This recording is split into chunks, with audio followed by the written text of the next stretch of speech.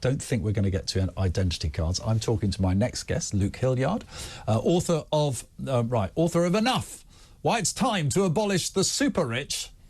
And you're also director at the High Pay Centre, no? Yep, that's right. Good to be here. So the High Pay Centre doesn't pay you a super rich salary, I'm guessing. Not by my definition of super rich. Actually, we'll come to that. What is super rich, well, by the way? in my book, we're sort of looking at the top 1% and upwards. Is that earners or wealth? Both by income and by wealth. Well, I'm gonna speak to my wife. So by income, that's people with income in the hundreds of thousands, and by wealth, assets. Top 1% is over 150,000. It's about 190,000, but that's the bottom of the top 1%. If that right, makes we better sense. have him out. This could end badly. Okay, and I'm also joined by Ben Cope, political writer and commentator, for our debate. No jingles, everyone. We're going straight to it. Look, I've been talking a lot about Labour this morning, and we will obviously talk there. The new government, all of that. There's an article in the Times. They've managed to find 7 survivors from the Tory disaster of Thursday night, who they're saying are going to fight for the Conservative leadership, Ben. Already, doesn't really matter who they are, I'll rattle off a few. James Cleverly, I think, was in there. Jeremy Hunt, he's now ruled himself out again. You've got Kemi Badenoch, everyone says is the favourite. You've got all sorts of names in there, and Robert Jenrick is another, and they'll all come back to me. But we've already got to the personality. I mean, the Conservatives, surely this is the moment they should be saying, what just happened to us? Why did this happen? Do we need to think about what we are saying, what we stand for, and where is the political ground we want to fill? I'd entirely agree. I think this is a very dangerous moment for the Conservative Party. I don't think they should be complacent and think that, you know, this is a low point, that they're guaranteed to make some kind of comeback. I think we saw in the election campaign that there's not necessarily a flaw to their vote. So I think this is a critical time for them to reflect, to think, why was their record in government perhaps not as good as it should have been? Why did their values drift in a certain way? And I think it would be a mistake to rush into a new leader. I think to sort of potentially chase the reform vote, which I don't think, by the way, would be enough of a vote to secure them a majority in the future. Do you think? I heard someone say it this morning, Ben. Then I'll come to you, Luke. Do you think that actually someone who said it this morning was they need to be more conservative? Is the answer, because aren't reform filling that gap? So I think that would be completely the wrong approach. So I think they lost for 2 reasons. The first is the most important in simply that their record of delivery was terrible. And the second, I think, there was their values, and they were shown to be untrustworthy in several instances, particularly towards the end of their... Gambling and taking sort of bets on what the date of the election when you knew it doesn't instill trust in you, does it? It certainly doesn't, and I think those are the 2 key reasons. For sure, reform cost them an awful lot of votes during the election, but I think a key fact for the Conservatives during this sort of leadership election is that if all of the votes, literally every single reform vote, went to the Conservatives, they'd have got 287 seats. So that wouldn't have got them a majority. So they need to think wider. Luke, this is like a blessing in disguise. The left, are not really obviously divided. The right are divided. That's why the Tories ended up on about 22% share of the vote. But, I mean, your thoughts on, are the Tories actually a threat to a Labour government? I mean, I think you only have to look back to 2019 and what people were saying about, Boris Johnson set to dominate politics for a decade. Keir Starmer looked like well, he nearly resigned after losing Hartlepool. Exactly, yeah. I mean, he was seen as pretty dull, uninspiring. Well, he is. Choice. Well, but actually, that came to be all an asset for him. I think. I think, as he put it in his speech, he wants to tread more lightly on people's lives, and I think people are very much up for that. But how do you stack that up, though? He's going to tread more lightly on their lives. He's going to be imposing more conditions on business, isn't he? How to run a business when he's never run a business in his life, as far as I can tell. He's run a large department. Was he a toolmaker, or was that his father? I've forgotten. His father was.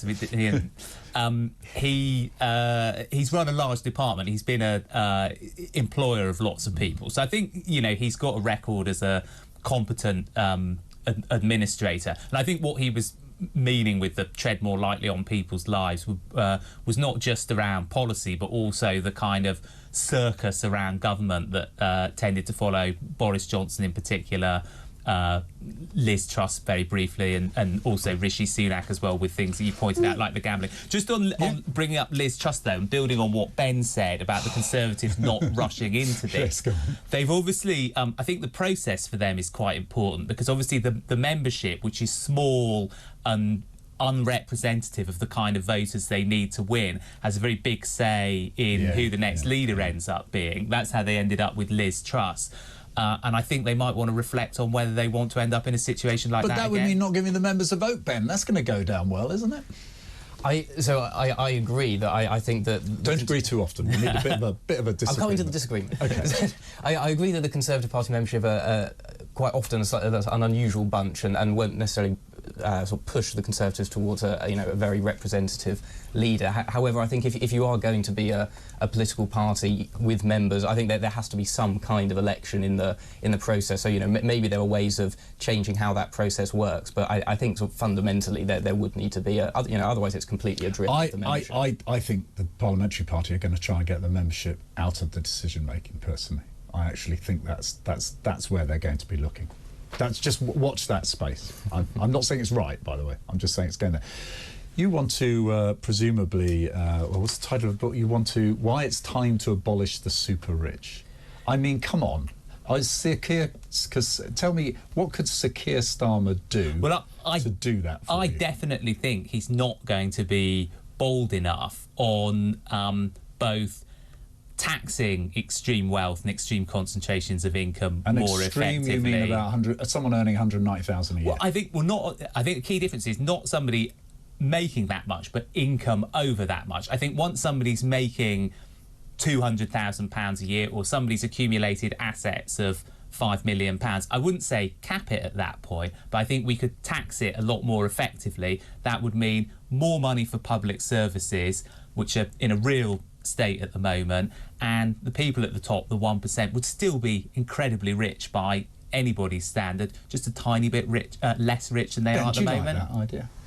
I'm not convinced, to be honest. I think I get the sort of the ethics of inequality. There are sort of points to be made there about why it's not necessarily desirable. But I think Starmer has made a big point during this election of him being sort of very wealth creation being a very important thing. He does. Starmer doesn't agree with you, Luke. You've got a problem there. You see, I don't think you're going to abolish the super wealthy, who I still will argue quite vociferously have made a huge contribution to the country. But we don't have time for that because we're going to a break, and we'll come back on something else. There you go, John.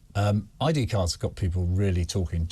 Jonathan, who lives in Berlin there, is basically saying it's linked to every department, government department, tax departments, and so forth, and it actually is a threat and a stranglehold. He's obviously not keen on the idea of ID cards. So we saw this morning Tony Blair, didn't take him long really to get involved in politics with the Labour Party again as they're in government. He's saying ID cards are the solution towards illegal immigration. I mean, where do you stand on ID cards, Ben? I'm pro-digital ID cards. I think when Tony Blair first tried to bring this in when he was Prime Minister, I think there was people were much more wary of some kind of digital Big Brother. I think now people have realised, or at least got used to, sending off vast quantities of their data to many private companies in Silicon Valley and TikTok in China. I think most people are much more comfortable with that. Why do we need them when we've got so many digital IDs already? I've got it. It doesn't tell nationality. I think some of them might actually. I've got my driver's license, which is manual, admittedly. I've got my pensioner's rail card. I mean, I've got ID everywhere. Why do we need another one? Well, I think there's a relatively convincing case that it can help with illegal immigration and how people are sort of checked into the country and then how they access certain forms of social services. I think what the caller's point made there. I don't think anyone's suggesting quite yet that this is some kind of fully integrated system across. Well, we don't actually know what's being suggested. Luke, you'd love this because you can have a special card for the super rich, can't you? Well, I think I can see the appeal of you access a public service, and they know who you are, and your record sort of follows you around the public service system. I think one's experience of public services is often very confused. The customer service isn't brilliant. They don't know your story, and projects that are going to help with that would seem quite helpful. At the same time, I agree with what Ben says about the amount of data we're handing over to private corporations.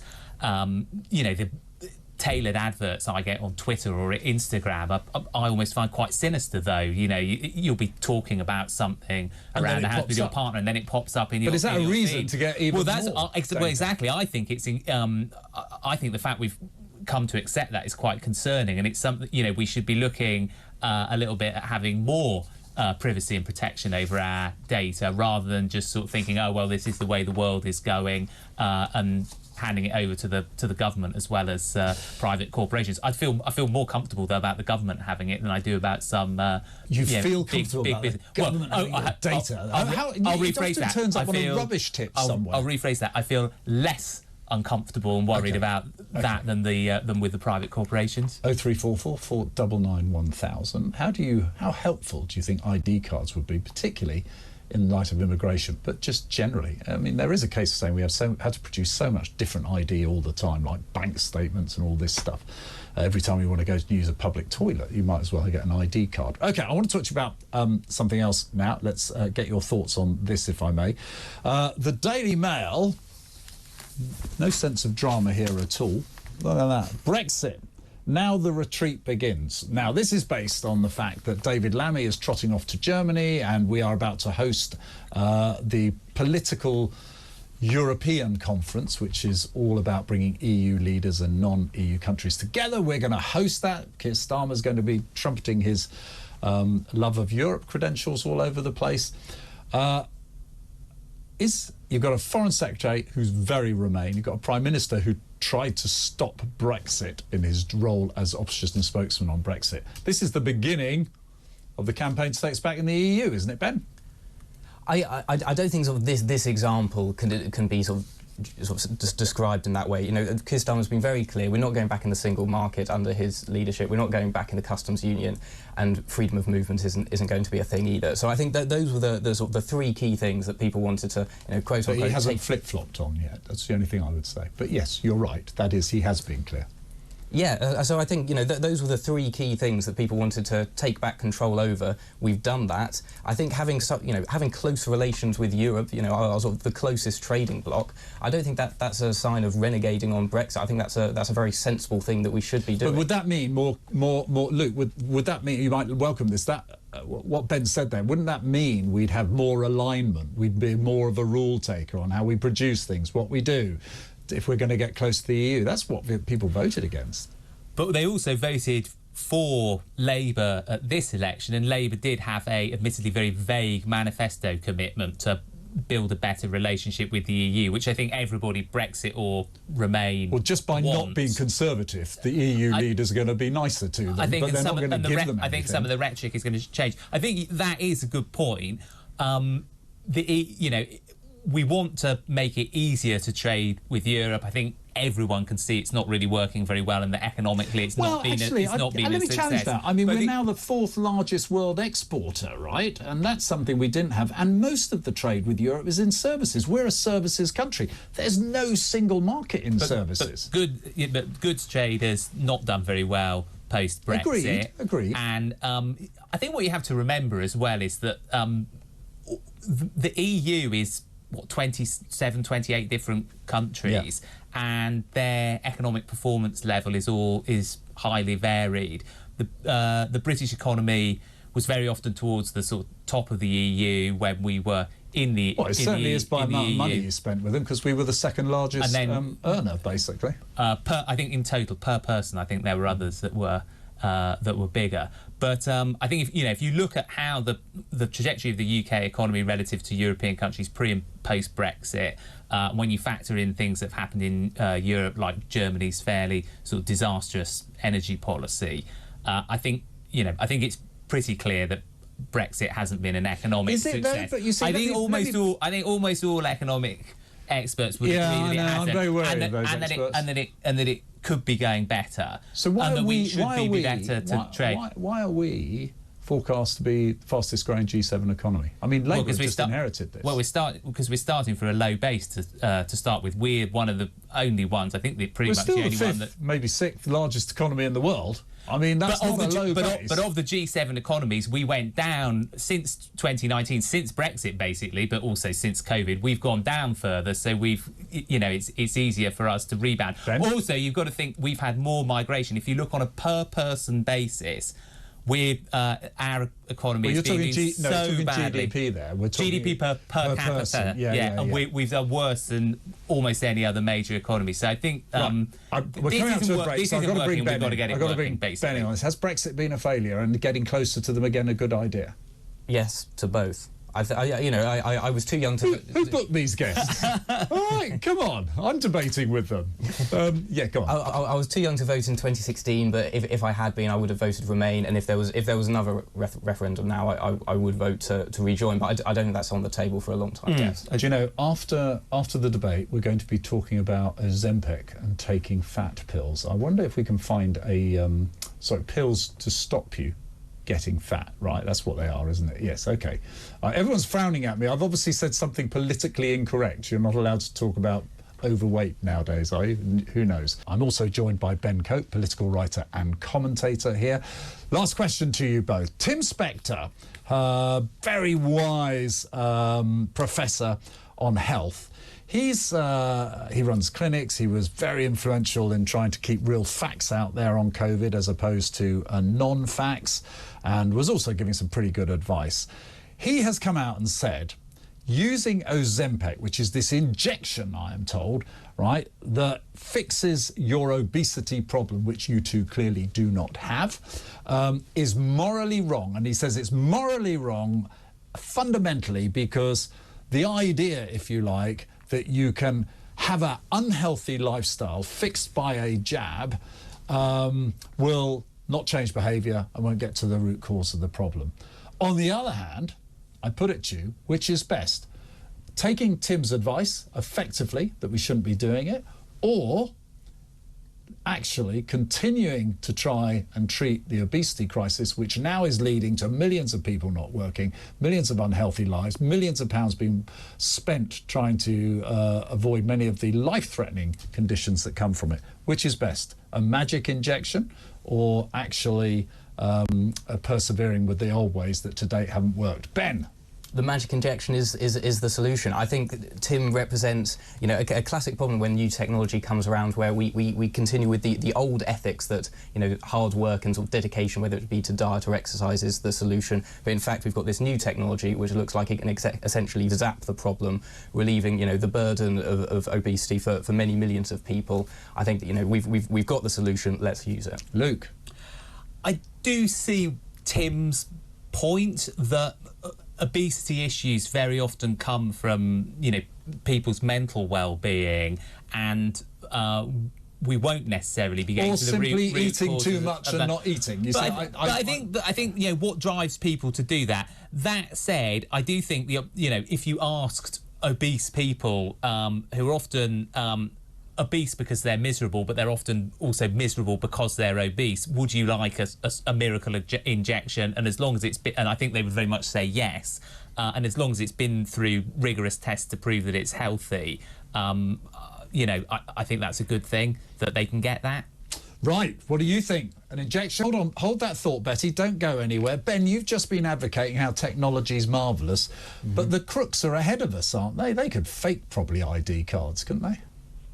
Well, you'd hope we'd be ahead of the game in that. I suppose, with any new technology, there is a risk. But artificial intelligence these days, they could probably write them and keep up. It's a serious threat, isn't it? Anything the government bring in, the free market of criminal minds, it's a good chance it'll be ahead of the game, won't it? I think if we're using this initially for illegal immigration, I don't think there'd be a valuable enough market for the best criminal minds to descend. If we were using it for something like tax, maybe. But I think if it's essentially used by illegal immigrants and refugees, I don't think there'd be the incentive. I mean, Betty, there's an interesting point actually that Ben raises there, isn't it? Is actually. Yeah, if there's not a market for it, because these people may not have much money on them at this point to pay for one. Yeah, they may not have much money actually on them, but these people have paid these traffickers thousands of pounds. I have no doubt they could lay their hands on the money. And once these criminals, fakers, get into full swing, they could probably churn them out quite easily. Listen, because Betty, people that are looking at these IDs wouldn't necessarily have the right technology to work out which ones were fake and which ones weren't. Tell me, Betty, you've raised really good practical reasons why this might be utterly useless for all we know. But do you have an objection in principle to carrying, say, one card that you show from whenever you go to the library, the bank, or wherever you may be? It depends what it's being used for. I heard that gentleman from Germany saying that it was linked up to all the government departments. No, I wouldn't be happy with that. If it's just genuine ID that allows me to go to the bank, go to the library, yeah, fine. But not... as it is, everybody knows just about everything about you. All your health records are out there. Is that a bad thing, though, if you shared... it is if they share your details with your name, but sharing health data can actually lead to advances and treatments, can't it? Yeah, but it's when these all link up. When I had to renew my driving licence when I got to 70, they said, oh, do you want us to use your passport photograph? Yeah, interesting. And interesting point, Betty.